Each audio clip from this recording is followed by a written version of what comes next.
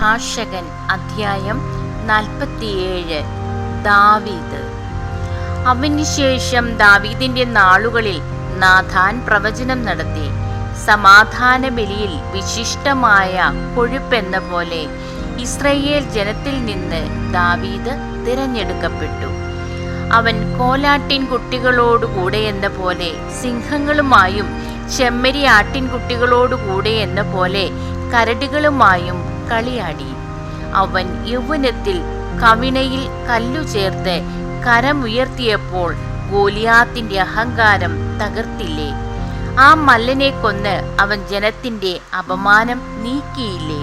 അവൻ അത്യുന്നതനായ കർത്താവിനോട് അപേക്ഷിച്ചു.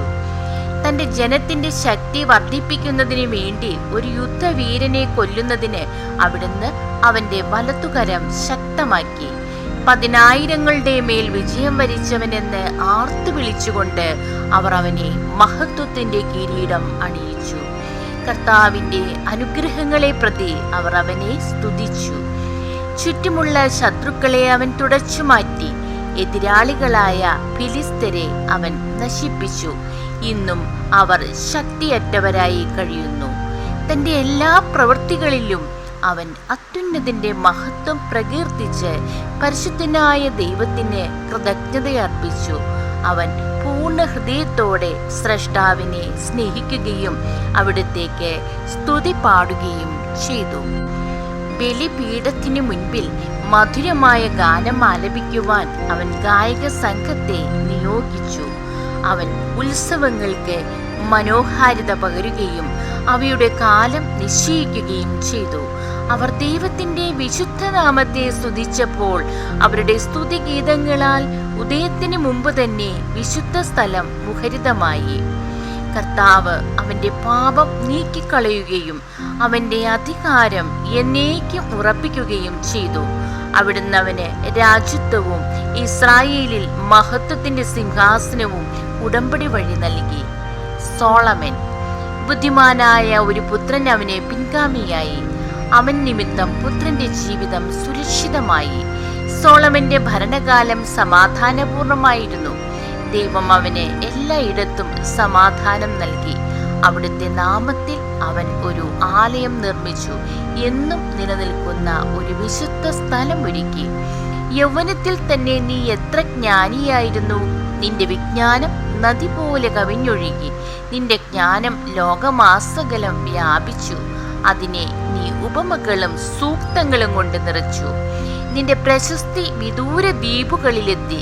സമാധാനപൂർണമായ ഭരണനിമിത്തം നീ പ്രിയങ്കരനായി. നിന്റെ കീർത്തനങ്ങളും സുഭാഷിതങ്ങളും ഉപമകളും പ്രത്യുത്തരങ്ങളും ജനതകളെ വിസ്മയാധീനരാക്കി. ഇസ്രായേലിന്റെ ദൈവമായ കർത്താവിന്റെ നാമത്തിൽ തകരം പോലെ സ്വർണവും ഈയം പോലെ വെള്ളിയും നീ ശേഖരിച്ചു. എന്നാൽ നീ സ്ത്രീകൾക്ക് അധീനനായി. അഭിലാഷങ്ങൾ നിന്നെ കീഴ്പ്പെടുത്തി. നിന്റെ സൽകീർത്തിക്ക് നീ തന്നെ കളങ്കം വരുത്തി. സന്തതി പരമ്പരയെ മലിനമാക്കി അവരെ ക്രോധത്തിനിരയാക്കി. നിന്റെ ഭോഷത്വം അവർക്ക് ദുഃഖകാരണമായി.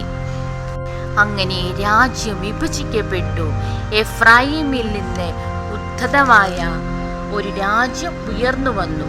കർത്താവ് ഒരിക്കലും കാരുണ്യം വെടിയുകയോ തന്റെ സൃഷ്ടികൾ നശിക്കാൻ ഇടവരുത്തുകയോ ഇല്ല. അവിടുന്ന് താൻ തിരഞ്ഞെടുത്തവന്റെ പിൻഗാമികളെ തുടച്ചു മാറ്റുകയോ തന്നെ സ്നേഹിക്കുന്നവന്റെ സന്തതി പരമ്പരകളെ നശിപ്പിക്കുകയോ ഇല്ല. അതിനാൽ യാക്കോബിന് ഒരു ഗണത്തെയും ദാവീദിന്റെ വംശത്തിൽ ഒരു സന്തതിയെയും അവശേഷിപ്പിച്ചു. റഹോബോവോം, ജെറോബോവാം. സോളമൻ പിതാക്കന്മാരോട് ചേർന്നു. അവന്റെ സന്തതികളിൽ ഒരുവൻ സ്ഥാനമേറ്റു. വിഡ്ഢിത്തത്തിൽ ഒന്നാമനും വിവേകത്തിൽ ഒടുവിലത്തവനും ആയ റഹോബോവാമിന്റെ ഭരണം ജനങ്ങളുടെ കലാപത്തിന് കാരണമായി. നെബാത്തിന്റെ പുത്രൻ ജെറോബോവാമും ഇസ്രായേലിനെ തിന്മയിലേക്ക് നയിച്ചു. എഫ്രായിമിനെ പാപമാർഗത്തിൽ നടത്തി. സ്വദേശത്തു നിന്നും ബഹിഷ്കരിക്കപ്പെടത്തക്ക വിധം അവർ പാപത്തിൽ മുഴുകി. തങ്ങളുടെ മേൽ പ്രതികാരം പതിക്കുന്നതുവരെ എല്ലാ തിന്മകളിലും അവർ വിഹരിച്ചു. ദൈവമേ, സ്തുതി അങ്ങേക്ക് യോഗ്യമാകുന്നു.